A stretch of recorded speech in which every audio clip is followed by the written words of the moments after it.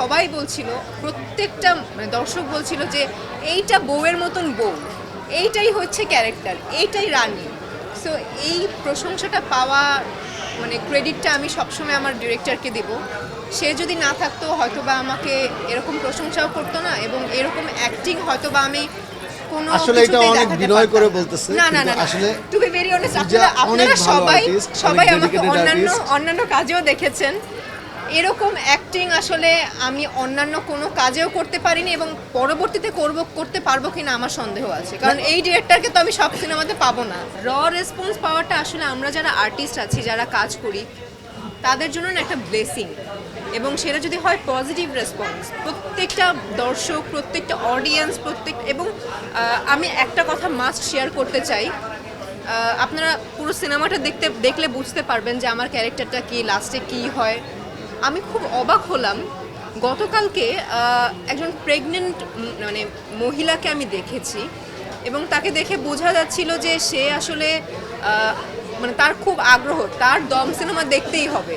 আমি তাকে বললাম যে আপনি কি প্রেগনেন্ট? বলে যে হ্যাঁ, আমার 2 দিন পরে C section. I was like what? এই অবস্থায় আমি যদি তার জায়গায় থাকতাম, হয়তো বা আমি বলতাম কিসের সিনেমা দেখা, আগে আমি একটু রেস্ট নিয়ে নিই। বাট সে এই অবস্থায়, এই মোমেন্টে দেখতে আসলো সিনেমা, দম তাও আবার দেখছে। এবং সে তাকে রনি ভাই জিজ্ঞেস করছিল যে আপনি কি বুঝতে কোনো প্রবলেম হয়েছে, কোনো জায়গায় কোনো সমস্যা হয়েছে, আপনি কি বুঝেছেন? সে পাই টু পাই বলছিল যে না, আমার কোনো সমস্যা হয়নি, আমি সব বুঝেছি, আমি সব এত ভালো একটা মুভি দেখতে পারবো আমি সেটা নিজেই আশা করিনি। সো এইটা আমাদের জন্য যে কত বড় একটা ব্লেসিং, এটাই আসলে একটা শিল্পীরা আসলে এটাই চায়, এই ভালোবাসাটাই চায়।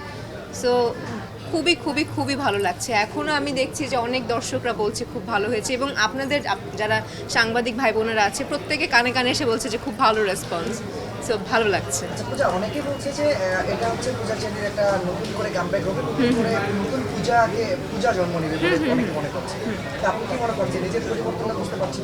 অবশ্যই বুঝতে পারছি, এটা আসলে ডে 1 থেকেই বুঝতে পেরেছি। যখন আমাকে রেদওয়ান রনি ভাই বলেছে তোমার অডিশন লাগবে, আমি তখন থেকেই বুঝে ফেলেছি যে না, নিউ পূজা ইজ কামিং, নতুন পূজার জন্ম হচ্ছে, নতুন পূজার কামব্যাক হচ্ছে।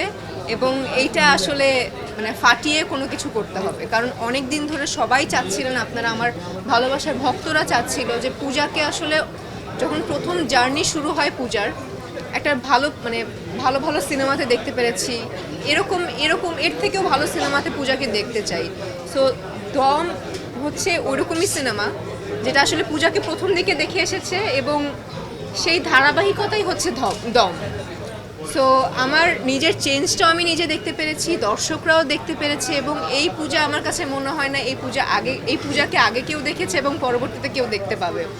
দম আমার কাছে পুরো পৃথিবী একদিকে, আর দম হচ্ছে আরেক দিকে। দম আমার লাইফে বেস্ট কাজ, এবং এরকম কাজ আমার মনে হয় না আমি এর পরে করতে পারবো। পূজাচেরির তো আসলে চাওয়ার শেষ নেই, পূজাচেরি অনেক চায়, পূজাচেরি আরও অনেক ভালো করতে চায়। পূজাচেরি ও যে আসলে কী চায় ও নিজেও জানে না, কিন্তু পূজাচেরি একটা জিনিসই জানে, সে ডিরেক্টরের কথা খুব ভালো শোনে, ডিরেক্টর কী চায় সেটা বুঝতে সে চেষ্টা করে, এবং ডিরেক্টরের চাওয়াটা ঠিক রেখে পূজাচেরি ওইটুকুই করতে চায়, এবং এক্সট্রাও কিছু করতে চায় না, আবার কমও করতে চায় না। তো সবসময় আমি জানি না আমি কতটুকু ডিরেক্টরের কথা শুনেছি, আমি আমার যথাসাধ্য চেষ্টা করেছি আমার ডিরেক্টরের কথা শোনার। সো ডিরেক্টর যেভাবে রানীকে দেখতে চেয়েছে, আমি একটু আগে শুনছিলাম, সেভাবেই সে রানীকে পেয়েছেন। অবশ্যই।